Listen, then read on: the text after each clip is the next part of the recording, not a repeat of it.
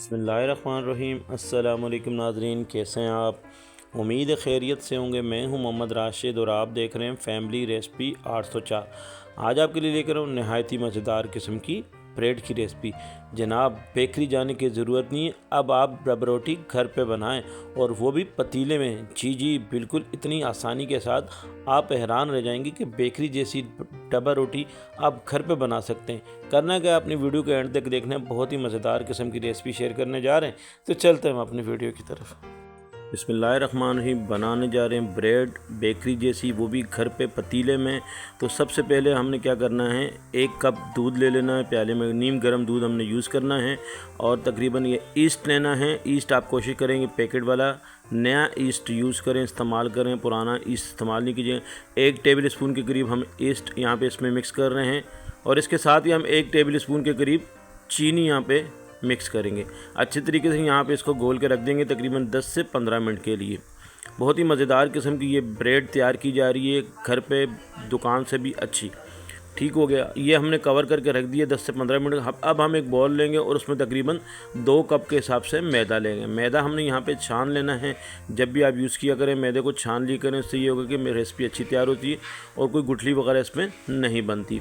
चलें जी, अब हम इसमें तकरीबन 1 टीस्पून के करीब नमक और 1 टेबल स्पून के करीब चीनी हमने इसमें मिक्स कर दिया। ठीक हो गया। अच्छे तरीके से यहाँ पे ईस्ट जो हमने भिगो के रखा हुआ था इसमें जो है ना डाल देंगे और नीम गर्म दूध यहाँ पे बकाया यूज़ करेंगे अगर हमें दूध की ज़रूरत पड़ी। ठीक है। 2 टेबल स्पून के करीब हमने कुकिंग ऑयल ऐड किया है। अगर आप घी यूज़ करना चाहें तो घी भी इसमें यूज़ कर सकते हैं।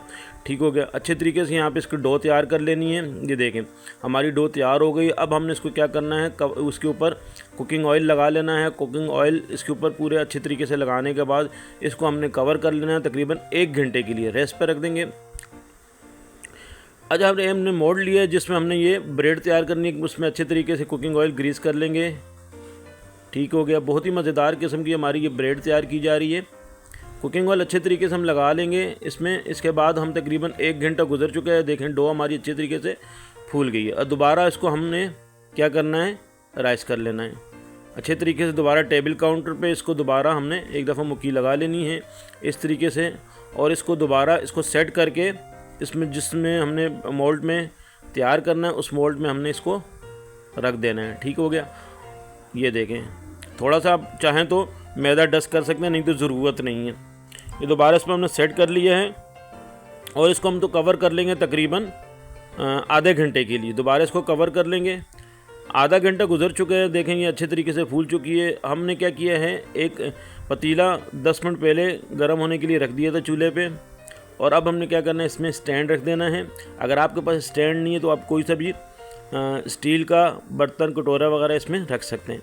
ये मोल्ड हमने इसमें रख दिया और इसको अब हम टाइम देंगे कम से कम 40 से 45 मिनट का इसको टाइम देंगे। बीच में हम चेक कर लेंगे।